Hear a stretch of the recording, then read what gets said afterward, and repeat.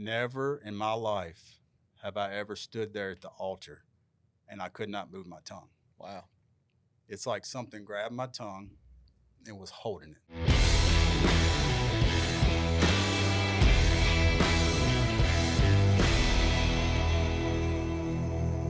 Well, welcome. Thanks for tuning in. Today is going to begin our brand new Cornerstone Men's Plant the Flag podcast that we're beginning. We're so excited. We're going to be doing this every month. We're going to be joining together with a man in our church and diving into some of the 7 flags we talked through at our Men's Encounter weekend. So today I'm joined by Pastor Jeremy, of course, and we've got our friend Blake Batson with us today. Thank you. Before we do that, though, I kind of want to dive into the flags. We're going to bring them back up. So I'll run through them. Yep. And if you want to briefly explain each one of them. So we've got 7 flags. The first one is mountain men. Yeah, so each flag represents an area of a man's life that you're going to be determined to be committed to win victory in that area. So the first one is mountain men, and that simply is your spiritual life: prayer, presence, praise, word, being a man that is relationally engaged with God through spiritual disciplines. Yep. So that's the first one. Next one is slay the dragon. Slay the dragon are those internal battles that a man faces, often attacks from the enemy or trends and traits that have been in you as a man through the years, whether inherited by your family or through series of decisions pre-Jesus, or even in your faith, whether it's fear, anger, anxiety, what have you, that you've got to get victory over. Yep. Next one is family gardener. Family gardener, that's a little different lingo, and I know it throws folks off because you're talking about slaying a dragon, then you're talking about being a gardener. This isn't, Sister Mabel in her capri pants, out in the garden. This is about understanding the uniqueness of your role as a man in the home to cultivate the heart and soul and spirit of your wife and kids so that they operate in great fruitfulness. The scriptures say that for a godly man, his wife and his kids will flourish and abound with much fruit. That's so good. The next one is band of brothers. Band of brothers is acknowledging that no man can be what God wants him to be in isolation. Every man needs to be surrounded with great friendships with other men of God. Yep. Next one is protect and serve. Protect and serve is the assignment of a man, certainly in our home, to protect our family, to protect the atmosphere of our home, to serve our family. But we spend a lot of time talking about the role of a man in the church. You're here to protect the integrity, the character, the name, the reputation, the ministry of the church, to protect the vulnerable in the church, and to be a man that serves in the house of God, aspiring to become a pillar in the house of God. Yep. The next one is the best one to say, raise hell. Raise hell, R-A-Z-E. Every time I say that on a Sunday, I feel like I got to spell it. I didn't this Sunday. No, you just said it. I thought you were going to stop, but you did. You just kept rolling. At this point, if the new ones will figure it out after a while. Simply put, we're assigned to contend against darkness and bring victory over the enemy everywhere we go. And we do that ultimately winning one more person at a time. Yeah, so the last one is leave a legacy. Leave a legacy really is a compilation of all 6 flags. When a man lives a godly life and he plants the first 6 flags, he inevitably leaves a legacy spiritually, emotionally, financially, for his family and for the next generation. Yeah, that's so good. Well, today we're gonna be really diving into slaying the dragon and family gardener, and so we're joined by Blake today. Thank you for having me. Yeah, it's so good to have you on. I feel like we're over here, and he's just super manly over there. I know, he's got the Ariat hat on. I saw it when I came in. It's like, I want that hat. That's an amazing hat. I've always wondered where you get your hat, so I want to figure that out. I bought this one online. I saw it and wanted it. Awesome. He's definitely a subscriber to the King Ranch catalog. Yes. My dad had a King Ranch truck. And so it's kind of like that's what I want. It's one of my nods to my dad. And then I got into all of the merch. That's cool. Well, I like it.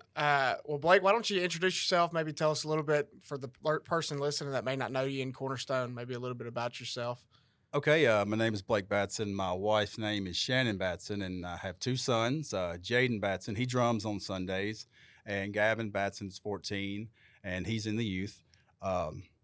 Little backstory on me personally before we dive into this is I wasn't raised in a spirit-filled church. I was raised in Church of Christ, believing, and the Holy Spirit is quenched, and it's been passed along, when it died with the apostles, as Yeah. everybody knows. And that's been a big wedge in my life with my family. Yeah.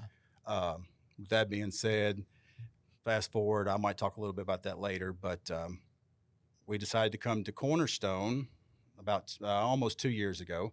And we listened to Jeremy online, and we said we need to go. Oh, And we did, and we've loved it ever since. And they asked me to do this, and I'm so happy that they did. And I hope I'm able to help somebody, and hope I don't say anything wrong or stupid. yeah. So Listen, we'll see. every time I talk, that's like a subtle prayer. There we Lord, go. help me not say something wrong or Right. stupid. Well, y'all make me feel better. That's good. I feel like every time I walk off a stage, I'm like, all right, what did I say? What Well, did I say? I'm pretty convinced every Sunday between the 8:30 and 10:30, I said something wrong and stupid. Right. Are you offended somebody? Yeah, So- that's Oh, just yeah. life. So, Yeah. So I'm a storyteller too. So I'm always like, did I say it right? Or did So, well, yeah. So I got introduced to you. You're part of some of our Band the Brothers Yes. group chats or text message groups. Mhm. And so I got to go to a breakfast and Mhm. hear some of your story. And so I just kind of wanted to dive into some of that. You had shared at that breakfast a specific story. And so you can get into that as much as you want. Okay. But you talked about bitterness. Mm-hmm. And I, just being a man, I know that bitterness and anger is a lot of what men deal with, but it's one of those things where it's like, well, I'm just a man. That's part of who I am. So Yeah. I don't know if you just want to share some of that and Yeah. kind of your walk with it. Like I said, it started back when I was in my childhood.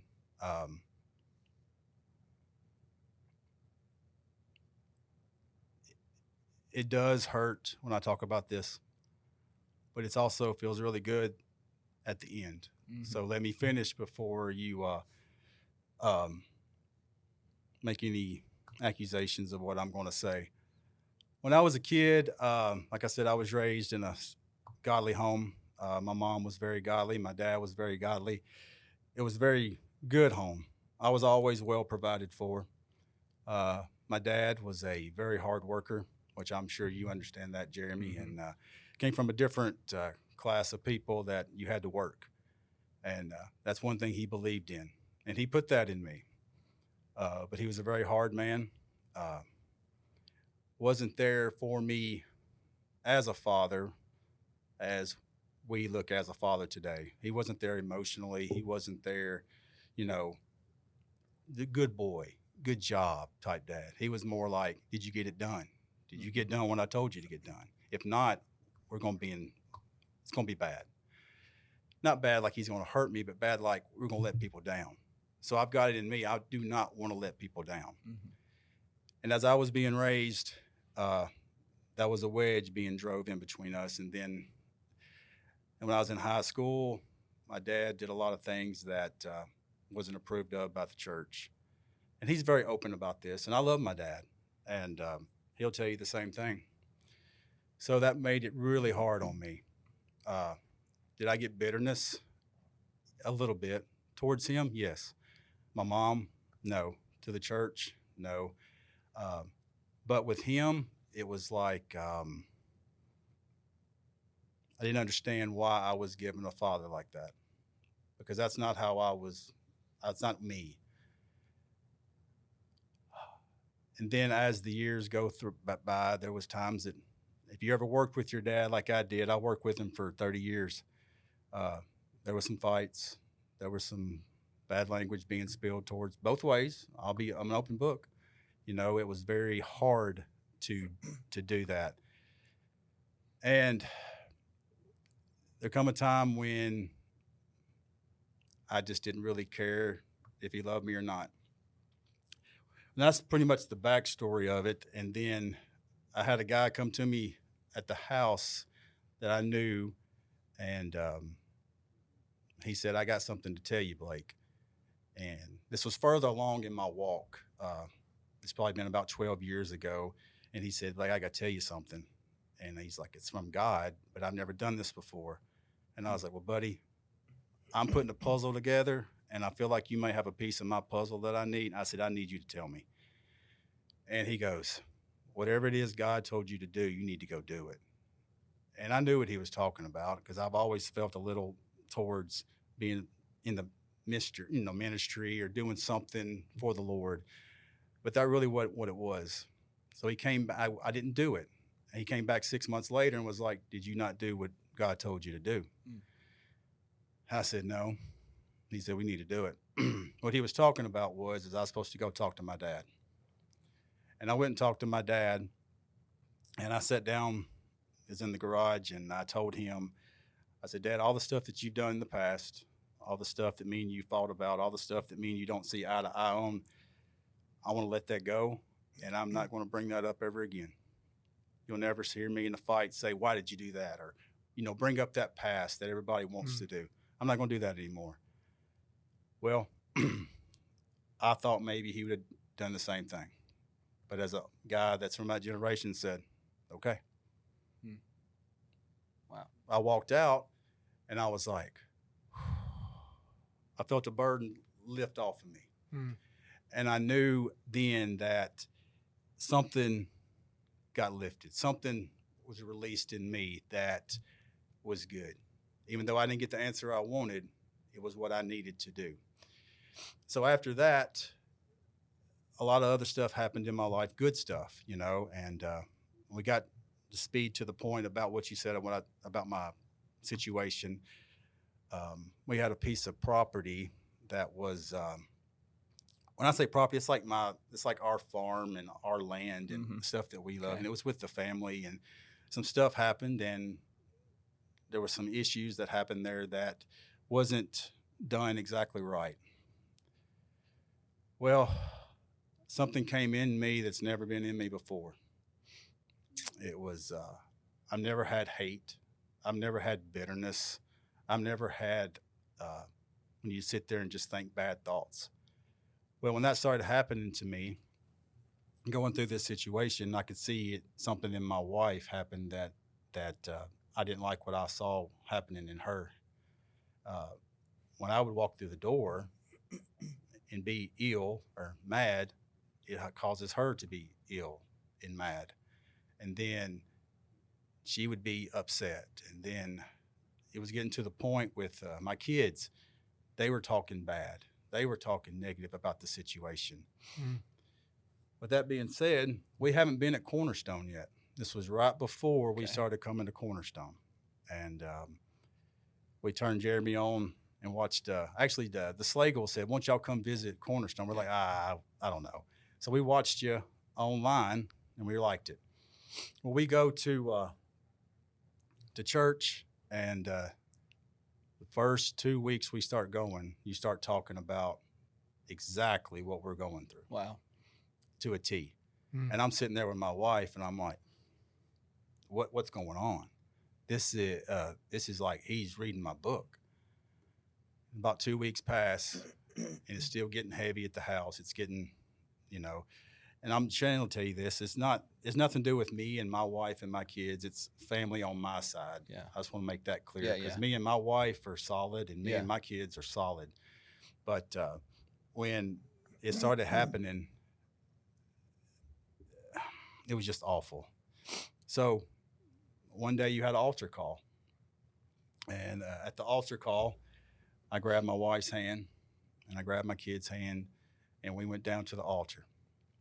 And I tell you this, the only reason I said that earlier about me being raised Church of Christ, and I got family that are Church of Christ. I got people that I know that they're great people. Yeah. They just believe a little different than we do. And I know they're going to be in heaven. I know they're going to be saved, but they're missing out on some stuff. Yeah. I get that. So I want to make that clear.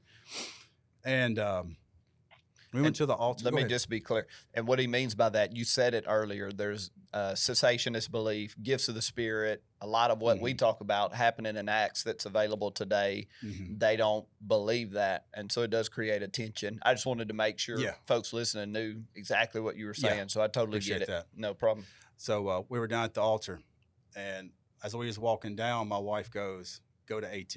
We didn't know. I mean, we just know AT just from a little bit we've been there. And we go to AT, and I went down there with all this hate and bitterness and stuff inside of me and flowing out of me into my family. And we go to him, and I started talking. never in my life have I ever stood there at the altar and I could not move my tongue. Wow. It's like something grabbed my tongue and was holding it because I had to say, get bitterness out of me. I had to say, get hate out of me. And I will never forget, I was sitting right there and I was like, and I grabbed AT and I said, he won't let me say it. And he just kept praying and he just kept praying. And I was just like, and eventually I just broke. And I pretty much yelled it out. And I said, I got to get it out of me. I got to get the hate. I got to get the bitterness. I got to get all this out of me.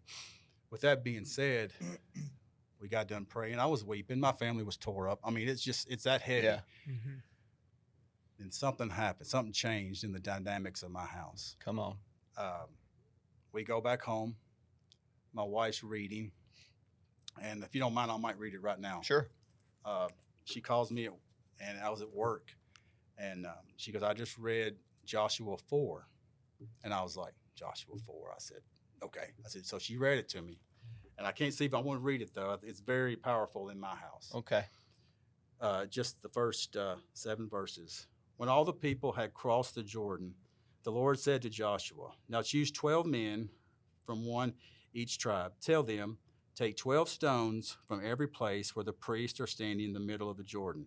Carry them out and pile them up at a place where you can camp tonight. So Joshua called together the 12 men he had chosen, one from each tribe of Israel. He told them, go into the middle of the Jordan in front of the ark of the Lord your God. Each of you must pick up 1 stone and carry it on your shoulders. 12 stones in all. One will be used for the stones to build a memorial to the future of your children will ask you, what do these stones mean? Then you can tell them, they remind us that the Jordan River stopped flowing when the ark of the Lord's covenant went across. These stones will stand as a memorial among the people of Israel forever. Now, when she read me that, I was like, okay. So I started processing. She goes, I think we should do that in our situation. Okay. And I was like, all right, let's do it. So we go on our property and we pick 12 smooth stones that's never been touched by man. Come on. They wasn't as big as the table, like that, but they were stones that's on our property. And we got them. We got all 12, me, Jaden, me, Gavin, and Shannon all with these stones. And we went and got scripture and we wrote on these stones. And we placed them along the borders of our property. Come on. The part that we own, the Yeah. part that we lost, the part that was together with me and my family. Wow. We placed them on the outskirts. And we did that in faith. And after that happened, we were sitting on the porch one day, and the heaviness of there was leaving. Because it was at the point at my house where it was darkness is coming in Mm-hmm. and light is getting pushed out. Yeah. Mm-hmm. And I sit on that porch right after that, and I said, you know what? Not today. Come on. Today it changes. Today the light will push the darkness away. Come on. I said, we're not going to talk this bitterness. We're not going to talk hatred. We're not going to do that anymore. Yeah, it's so good. And it wasn't, I wouldn't say a week or 2 weeks later that God came through. Come on. We got the property back in the way it needed to be. And it was just, the people that are involved, I love them. It's just one of those things that a lot of stuff that's in family that it just has to be worked Yeah. out. Yeah. And that's where it come to that. And then during that whole process is what you told me to kind of talk about was when I went into the house, Shannon told me, she goes, do you understand? Because I came in one of those moods that night. Yeah. She saw the worry on my face. She goes, do you understand when you cross that threshold that when you come across in this room, you set the mood for our whole family? Come on. If you come in worried, we're worried. If you come in troubled, we'll be troubled. If you come in with gladness, we'll all be glad. It all depends on you. So And powerful. when she told me that, I mean, Shannon is my rock. Shannon, Yes. I'm the dreamer. I'm the visionary. I will tell you, hey, let's go fight. Let's go fight these people right here. We're gonna take this Yeah. one hammer and we're gonna just go beat the crap out of everybody. Yeah. And Yeah. Shannon's like, why don't you go ahead and get these other people that want to go with you? She's like, oh yeah, I'll do that. Yeah. It's like, man. So that's the gist of Yeah. where I'm That's at awesome. now. If you have any questions or anything else that y'all want to Just snapshot observation. You know, your family dynamic. You know, that anger, that frustration. You said like, hey, it never was like bitter hatred toward my dad, but that friction and frustration. That's a part of your family dynamic, and now you're well into adulthood, you know, into your career, building a family, and now again in a family scenario, that part of you gets poked again. And it's circumstantially, the enemy using circumstances to create an attack in your life, Yes. hoping to build bitterness, build anger. Because if the enemy can create that in you, he can get that in the atmosphere of your home. He can corrupt your marriage. He can pollute your kids. He can alter generationally. Forget leaving a legacy. Like Yes. the legacy will shift because of that attack of the enemy. He was trying to create a dragon. And for momentarily, there was one, a dragon of anger, bitterness, hatred. But man, once you confronted it, once you contended, once you slayed that thing, it changed the atmosphere of your home. Yes. And it's a point of victory that you'll always have for the rest of your life. I won that battle. If that thing comes around again, I'll know what it is. I'll be able to recognize it. I'll know how to fight against it. So I don't know if you got any questions off of that. I was just going to ask, you know, what do you, you know, as a dad, as a husband, and as a follower of Christ, you know, what did that experience, like, what did that teach you about being, like her even saying you're the tone setter? Like, what did that do in you as a man, as a dad? Like, what did you change? What kind of perspective did it give you? Right before she said that, I was it was really heavy at our house, like I was saying, and I was up in our guest room, and I looked myself in the mirror, and I said, something's got to give. I said, right now, whatever I have to do, I have to fix it. And because my whole life, I've always been a good leader, but not a great leader. I've always been the best, you know, guy that would go to war with you, but if it's your idea, I'll make it come to life. But it's never been my idea. Okay? So it's like I've always struggled with that. And I've always struggled with, you know, being a great leader. Yeah. And and honestly, as a man, that's what your wife needs. She needs a great leader, and your kids need a great leader. And I feel like due to that, like I said, you know, I feel like it was a curse on my family. When I saw what my whole family's gone through with the stuff that they dealt with temptation and I mean, alcoholism and all that. Yeah. And I made a choice when I was young. I said, my kids will not see that. Come on. I'm going the other route. And with that being said, a little side note, I've been dealing with this for 20 years, and me and my dad had a conversation about right after I got married. And, you know, it was about church.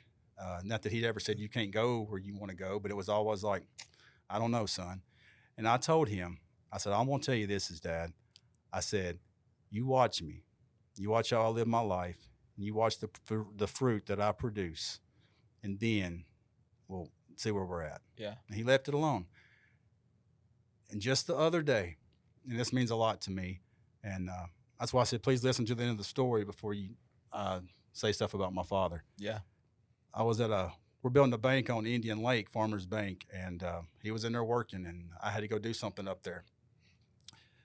And he's 84, and he was in there with a subcontractor, and the subcontractor was telling bad jokes. And he was in there, you know, cutting up, saying, hey, we need to go downtown, blah, blah, blah. And he's like, why don't you take Blake with us? And I was in the other room. And my dad said, no, he ain't going. I said, he don't drink, he don't smoke, he don't cuss, and he's not going. I knew then I learned the respect from my father. Yes. Yeah. That meant a lot to him. Even though he was hardcore, and we have Bible talks, and we just had one the other day. You know, his brother is 77, in the hospital, has like a day or two left. And we had a talk the other day, and it was a good talk. Yeah. And it's never been condemning anymore. But the one thing that I got out of that is when you ask me about my kids and my wife, if I had to put myself on the altar and I had to sacrifice my flesh for my wife and my kids, it's well worth it, because I've seen Jaden and Gavin watch me go through, I'll say it, hell Yeah. with me and my family situation. Yeah. From the outside looking in, my kids are like, wow. And if I can stop that curse in my family, or those bad habits will stop with me, and if I have to be the one that has to be beheaded or whatever, I'll do it. Yeah. So knowing that my kids and my grandkids, it stops here. Come on. So that's what I feel like has really made a big difference. Just- And all this has really happened just since that whole, awful turmoil that happened just here recently. Yeah. Just a couple of things. First, I just honor you, Blake, because you can recognize what it was like with your dad, but you're so careful about not throwing him under the bus now. And Yeah. there's healing in that relationship. I can identify, at the men's weekend, I shared stuff about my relationship and dynamics with my dad that I would never share. At least I don't foresee sharing it on a Sunday live stream, that kind of stuff, because what was is no more, and so it's a testimony to the forgiveness in your heart, the healing, the victory that you've gotten there. Second thing, I love that you said in your own heart, resolved in your own heart, I'm going to be sexually pure. I'm gonna not drink. Like, my kids are not going to see some of the stuff that I saw, and you've lived that out. Yet the enemy tried to find another angle. Yeah. It's like, okay, you were well fortified there, so the enemy used a different angle to try to 100%. to create something toxic on the inside of you, and that's what he does. Yes. You can be well fortified one place. Well, he's not going to quit. Because he ultimately wants to steal, kill, and destroy. He's going to try to find some angle to corrupt. And I think you nailed it in everything you were talking about. I think when it comes to being a man, a husband, a father, the first victory is in here. Because whatever's in me, whatever I'm battling, whatever dragon gets too much territory in me, it inevitably impacts my family. So my first victory is personal. It is dealing with the stuff that's on the inside of me. Did you have anything you wanted to add or questions? No, I was just gonna, on a practical, I like practicality. Yeah. So, what would a piece of advice maybe you'd give to husbands and even dads on when you walk in the home, like how to shift gears when walking into your home, like leaving. I know you came from the construction industry, so like working in that industry or just everyday life. But when you go home, you're tending, our whole family gardener, you're tending to the soil of your family. Yeah. So how, what's something a man could do to kind of shift gears like that?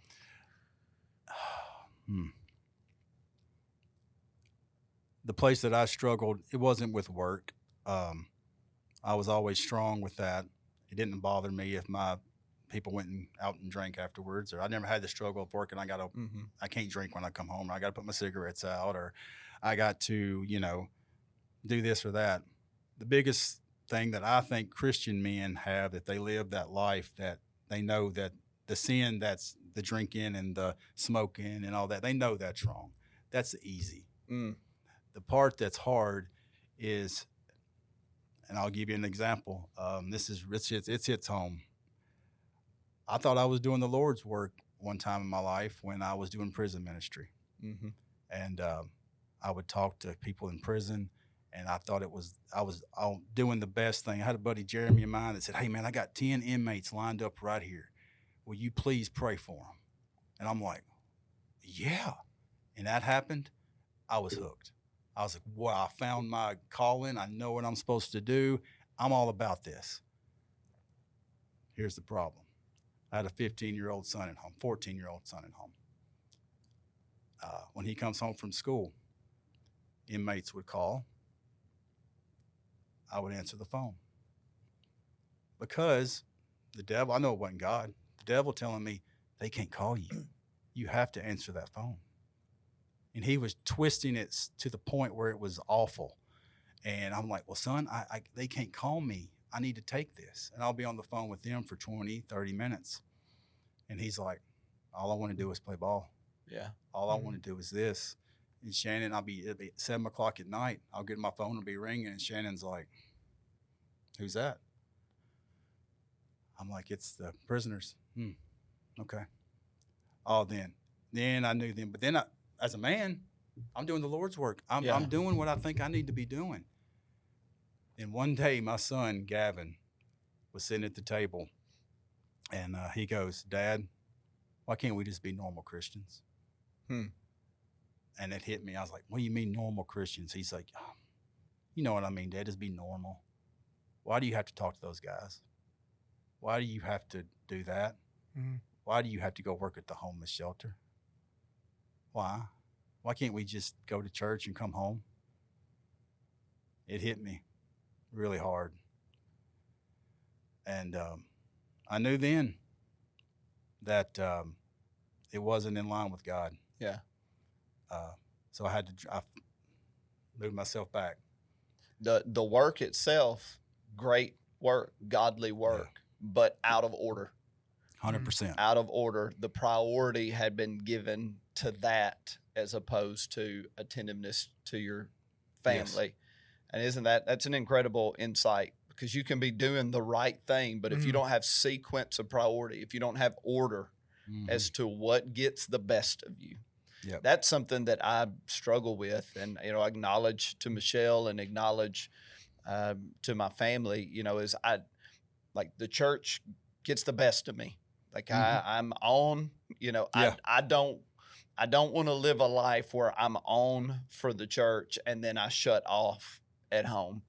I want to make sure my family they get the best of me. They get the happiest version of me. They get the most joyous version of me. They get the most peaceful version of me. They get the most loving, affectionate version of me. And I'm a work in progress on that. Yeah. And we all are. But I think what you said probably resonates with a lot of guys. Like to be a family gardener is to be really decided and determined. The absolute best version of me goes to my family. 100%. Not to my work, not to my friends, not to my church. And as much as I want you to give your best to your church, I can't imagine how many wives watch their husband at church, at work, and he's the life of the party. He's happy, he's friendly, he's serving, he's giving, he's pouring out, and then comes home, and it's like that isn't what he is at home. Not that he's abusive, he's not drunk, he's not whatever, but he's like at a 10 in those environments, and he comes home and he's at a 5. That's something I fear 100%. in me, that would be what's said of me, that'll be the report of my children.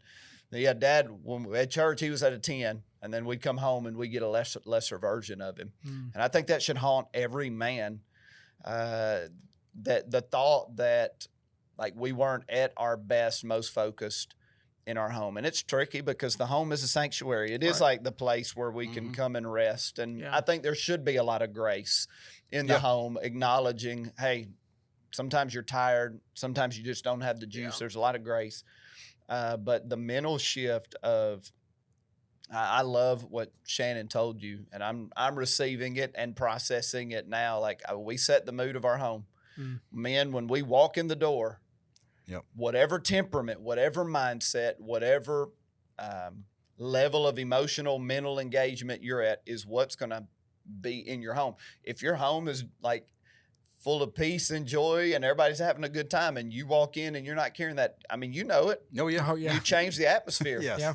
Vice versa, if everybody's tired, if everybody's down, if it's been a hard week, man, you have the capacity. I have the capacity to walk in that door and shift the atmosphere. Exactly. And that should be what when we talk about being the head, the spiritual head of the household and the leader. And to me, that's what it's about. It's about I influence the atmosphere more than anybody here. Especially Michelle influences the organization of our house way more than me. Yes. I'm sure all y'all yes. Our house is in order because of her, but the air, so to speak, is heavily influenced by what's going on in me. What would you say? Maybe 2 things. What would you say right now to any man who's dealing with anger, unforgiveness, bitterness, and I think that's a prevalent challenge for men, because you said it. It's I'm a man. This is kind of what I deal with. I bury it. I bottle it up. So just speak to that man for a minute. Before I started coming to Cornerstone, I kept a lot of it to myself, and I could tell my wife, I was like, I got to have somebody that I can talk to. Because like when I was doing prison ministry, I felt like I'm always giving. I'm helping those guys. But in the backside, I'm not getting nothing. Okay. God will put people in your life, a man somewhere in your life, I promise, if you keep your eyes open. I had a guy, met him one day. His name was Brian Beckett. He was an older gentleman at the end of our cul-de-sac where we have our farm. And I didn't really have a home church. So right before we started coming here, and I said, hey, buddy, what's going on? He had a German Shepherd. I started talking to him. He said, no, I'm in from California, and I'm just walking my dog. I said, you believe her? He said, yeah. And I knew then he's my guy. Wow. He was my guy that I can pour into. He was the guy that I could tell what's going on. He could listen. So I feel like the Band of Brothers thing, I think that's great. Yeah. But there will be somebody in your life, I promise, if you look hard enough, that you can call, talk to, sympathize with. And that's what was good for me, is I had to find somebody. Because it's like I said, if you're a God-fearing man and you're really seeking God, if you open your eyes, it's there. Yeah. And you can figure it out. There will be people around you. Yeah. It's just if you don't really want to give in. Like I was talking to some guy one day and about giving up his vices. Like, man, why do you got to smoke? Why do you got to drink? And I'm like, it all hit me all of a sudden. Guy goes, you know why they don't want to give that up? It's because they don't think I can fill that void. Wow. If they feel like they give up that alcohol, then they have to, if they accept me, they have to believe that I can fill that void. Yeah. And until they actually believe that, then they don't give that vice up. Yeah. And if you really are a God-fearing guy, and I feel like the people listening to this podcast should be, it's time to man up and actually start doing what you're supposed to be doing. If you open your eyes, there will be people in your path. I love that. Just in the vein of anger, frustration, bitterness, what I hear you saying is like, there's got to be somebody you can say it to. Yeah. And what's tricky is I would hope you would have a relationship with your wife where you could say anything. But the tension point of a man is, I don't want my burdens to become your burdens. Mm-hmm. And I'll always really process what I'm going to, what that's going on in me am I going to share with Michelle, because I don't want to burden her. I don't want to create angst or stress. So having a man in your life or two or three men that I'm ticked, it's got to come out somewhere. Yeah. I need some help with this. I need prayer with this. Hey, give me wisdom. Am I wrong? Slap some sense into me, correct me. Exactly right. Whatever. Yeah. But if you're dealing with bitterness, anger, unforgiveness as a man, and again, when I say that, doesn't mean you're, a raging, violent, right. Venom spewing person. Exactly. A lot of men deal with this stuff and it's seething under the surface. Yeah. If that's you need to find a brother. A band of brothers. You need to find somebody you can confide in, that you can confess that to, that you can begin to work through it. My suspicion is that guy probably knows a thing or two about anger, bitterness, unforgiveness. Yes. And I think one of the areas most men wrestle with that, it's the weirdest dynamic between a father and son of I am desperate for my father's approval. And at the same time, I want to dominate him. It's it's in a boy with this son, I need you to think I am amazing. I need you to affirm me, but I just want to kill you. Yes. And so a lot of men, because when we're young, we don't know what to do with that. We kind of get to adulthood and there is that tension point there. The percentage of men that's a tension point is, and it's not all bad. It's the tension of growing from a boy to a man and a dad needing to be a part of that process that creates friction and tension along the way. It's like with Shannon. Shannon has a hard time when I talk about my dad and all that. She's like, you're so mad at him. You're mad at him. And if he would just go to the job site, or if I would just be there, and all he'd have to say is, "Hey, that looks good," Mm-hmm. it all goes away. Yeah. All Right. goes away. Oh, All yeah. that hate, all that bitterness goes away just from that little words from your father saying, "You did a good job, son." So we need to remember that as dads. 100%. And sometimes it's good to remember the boy version of you and what you would have longed for out of your Mhm. dad. That's good. Like what would have like done something profound to your heart as a kid if your dad did it? And man, let me do those things. Like That's let right. me Yeah, let me that's so do good. that. Mhm. Yeah. So Pastor Gunn, do you have anything else and we could tie it up? No, I'm good. Any final thoughts and any final thoughts you want to say? The one thing that I've learned this week, and it might be off subject, but I think I need to say it. When I was at the hospital, and I was there for my family, and I prayed for my family, my aunt and my uncle that was there, but the Holy Spirit was still working. Yeah. He was still working, and when he told me to go pray for that man, it's happened in my life before because I made a point years ago that said I am going to open my ears and open my eyes, and I'm going to watch as I walk down the street. Who are you going to direct me to? He's always directing you to Yeah. people.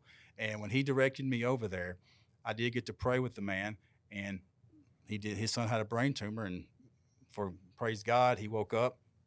The brain tumor is gone. I mean, then he had surgery, so Yeah, he's yeah. doing Yeah. good. That's all I know. But that's Yeah. all I was supposed to know. Yeah. I did what I was supposed to at that time. But the kicker is, in the hallway was my sister and my future brother-in-law and my aunt and uncle, and they saw what I did. Yeah. They're like, they understood, but they were like, They Yeah. thought about it, and I was like, I was just pulled to go do it. Yeah. So the number one thing that I want men to know is you have to go do what the Holy Spirit tells you to do. Yeah. You So might good. think that it's totally not relevant. The number one thing that I've always dealt with is that Blake saying go do that. Yeah. Is that Blake saying, hey, go pray with that person? They need that. Or is that God? Yeah. And then you go like this one. Well, God, if he's there in 15 minutes, I'll go over there. Well, he's there in 15 minutes. Well, is he there in 20 minutes? So Keep it's- moving that goalpost. and it's like God told me one day, he goes, Blake, is it going to hurt you to go pray with that man? And Yeah. I said, no, it will Mhm. not. Or to Right. go tell that guy a word of encouragement or something. I'm like, no. I said, whatever I direct you, please go. Yeah.